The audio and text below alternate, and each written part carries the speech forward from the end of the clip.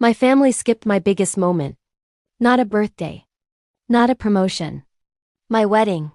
4 empty chairs in the front row, the ones reserved for them, stared back at me harder than any guest ever could.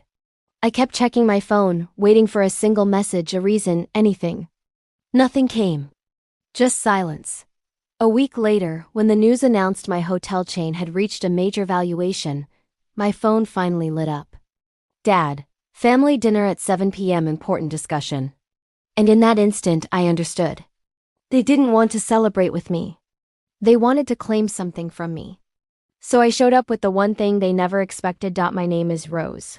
For most of my life, I believed loyalty could make a family feel like home. I tried so hard to believe it, even when every sign told me otherwise. From the street, our house in Madison looked ordinary. A sagging porch swing. A cracked driveway.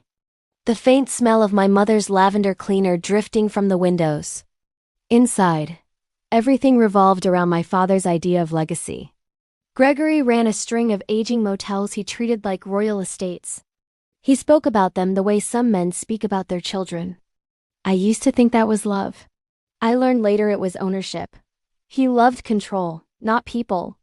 He taught the rest of the family to orbit him. My mother Helena was the emotional enforcer. She didn't raise her voice. She raised guilt. If Dad's stressed, she'd say, don't make him worry. Be grateful. After a while, you stop questioning why your gratitude always costs you silence. Marcus, my older brother, mirrored Dad's swagger. He believed real value only existed in brick and dirt. Hotels are risky, he said the year I opened my first location. They're trend and fluff. Real property doesn't need branding. He said it standing in front of one of Dad's motels, where the flickering vacancy sign buzzed like a dying fly. Then there was Dylan, my younger brother. He floated through life like it owed him a soft landing. He called himself an influencer, though he couldn't keep a job more than a week. Still, he always had opinions about how I should manage success. Conveniently, those opinions involved me fixing whatever financial mess the family had created. Maybe that's why, as I built my career, I learned to dress down around them. Neutral sweaters. Simple pants. No jewelry, except a small band my husband gave me when we were still dating. I didn't want to trigger the endless comments. Don't get arrogant. Could you help cover this month's bills? Looking back, I realized I was shrinking myself so their egos wouldn't feel threatened. What they never knew was how hard those early years had been. The nights I slept in my car because rent was a luxury I couldn't afford. The way I taught myself every inch of the hospitality business, from unclogging bathroom drains to negotiating contractor quotes. The fear of losing everything before it ever became something. Dad dismissed it all. Your model is unstable, he said.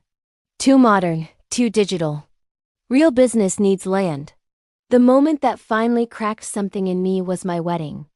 I'd begged them for one day, just one, to show up, not as critics, not as people who needed something from me, but as family. When they didn't walk through those doors, something inside me went quiet. Not broken. Just done. Still, I kept hoping for softness, for proof they cared. So when Dad texted after the valuation hit the news, I stared at his message longer than I should have. Family dinner. Important discussion. Maybe, just maybe, they wanted to make it right. The morning the valuation hit, I was in my office overlooking downtown Madison, reviewing renovation plans for our next property. Sunlight spilled across the conference table, catching the edge of a silver frame holding my wedding photo. Ava burst through the door, breathless. Rose, she said, holding up her tablet. You need to see this. There it was, headlines everywhere. The world was finally noticing what we'd been building. My staff trickled in, clapping and hugging. Ava brought out a bottle of sparkling cider she'd been saving for the day I finally believed I did this. I laughed, but the feeling was strange. Pride and grief can sit in the same chest without touching. Like neighbors who refuse to speak. I should have called my parents. Or maybe they should have called me years ago, when I begged them to see me. Not my usefulness. My phone lit up nonstop. Investors, partners, old classmates, Even a former boss who once told me I was too polite to lead. But not my family. Not a single word. It shouldn't have mattered, but something in me still waited for that one message. For someone to say, "I'm proud of you," without a condition attached. Late afternoon, the office quieted. Ava left with updated reports. I stayed behind, watching the city shift from gold to blue.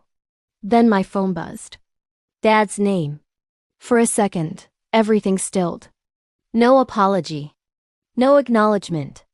Just the message. Family dinner at 7 p.m. Important discussion. A summons, not a question. Ava saw my face and took the phone. She exhaled slowly. "They want something," she said. "People don't schedule important discussions out of love." She was right. I already suspected it. I just didn't know how right. That evening, I pulled into the country club with Dad's text still glowing on my screen. Inside my garage, I found an old binder from the early days, spreadsheets printed at midnight, handwritten notes from contractors who barely took me seriously. They reminded me how hard I'd fought to build something no one thought I could. If I could carry myself through that, I could walk into one family dinner. Ava called as I shut the garage door. Her voice was calm but tense. "Your dad's motel," she said. "They're in trouble. Overdue payments. Unpaid contractors. A lender is preparing to liquidate." Of course. The timing wasn't a coincidence. They didn't want to talk. They wanted a bailout. Anger surged, but it was cold and focused. The kind that decides things, not screams them. "What are you thinking?" Ava asked. "We should get ahead of this," I said. She understood. "You want the debt. I want the leverage," I corrected. By morning, Ava had mapped every loan tied to the motel. The picture was clear. Gregory's empire was crumbling. He needed someone to sweep it up. A lender eager to offload a failing account was more than willing to negotiate. By late afternoon, the acquisition was in progress. That evening, I dressed for the dinner differently. Not the soft sweater I wore for comfort. A dark silk blouse. A clean blazer. Hair pulled back.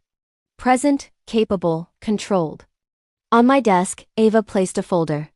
"Everything you'll need," she said, including options for restructuring and termination. I wasn't here to beg. I wasn't here to fight. I was here to end it. The private dining room hummed with low voices. Dad leaned back like he owned the place. Mom offered a trembling smile meant to look warm. Marcus smirked. Dylan lifted his glass in a lazy salute. Victor, the uncle who appeared when money was involved, sat ready to pitch. Dad didn't say hello. He gestured at the empty seat. "Sit, we need to talk." "Funny," I said. "That's exactly what I thought." He began. "We're in a situation. The motel's hit a rough patch. Nothing we can't fix with the right infusion of capital." Marcus jumped in. "We know your business is doing well. You could help stabilize things for the legacy." Mom dabbed her eyes. "We wouldn't ask if we weren't desperate." I let the silence hang. Then I placed Ava's folder in the center of the table and slid it to Dad. He frowned. "What's this?" "A reality check," he demanded. I said, "And a reminder." He opened it and scanned the first page. His face drained. "What is this supposed to mean?" Mom asked. I said calmly, "You wanted a bailout. That debt isn't the bank's problem anymore." Marcus flipped through the papers. Victor swallowed. "You bought the debt?" he asked. I nodded. Legally, cleanly, quietly, every loan tied to the motel belonged to me. Dad slammed the folder shut. "You think this is funny?" he yelled. "What gives you the right?" "The lenders," I said. They were thrilled to offload a failing asset. They rushed the signatures. Mom gasped. "Rose, how could you?" "How could I?" I asked softly. "Make sure a sinking ship doesn't take me down with it." Dad rose, finger stabbing the air. "If you walk out that door without helping us, you're no daughter of mine." The room fell dead silent. I stood, slow and controlled. Years of swallowed pain. Cheap guilt trips. They all lined up, waiting. I didn't walk away. I said, "You did? You skipped my wedding. You ignored my life. You only appear when you need something." Dad's jaw clenched. "We're your family. And I'm not your rescue plan," I replied. I slid a smaller envelope across the table. A single check. 200,000. Enough for them to walk away clean. 30 days to vacate the properties. After that, I restructure.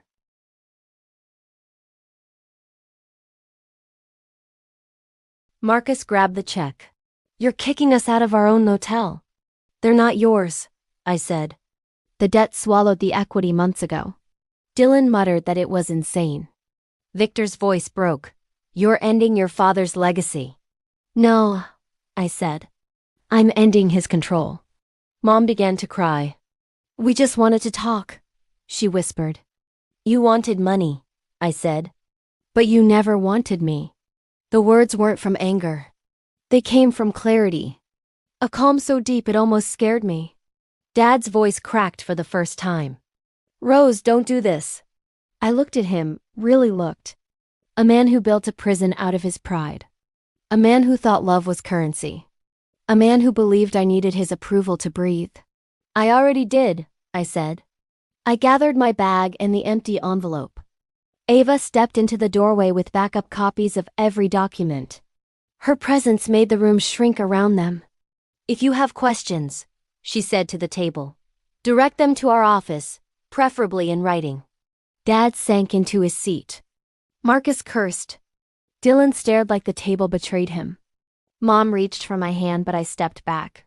"Rose," she whispered. "Please don't leave like this." "I begged you once," I said. "At my wedding." Then I walked out. Their voices rose behind me, but none of it touched me. The hallway felt brighter. The air felt cleaner. Outside the night was cool and wide. My phone buzzed once. "Ava, proud of you." For the first time in years, I believed it. The next morning, sunlight caught the folder on my kitchen counter. It didn't look like a burden. It looked like a clean break. Ava called around 9. "Transition went through," she said. "You control every asset tied to the motel. Their access ends today." I breathed out slowly. Not triumph.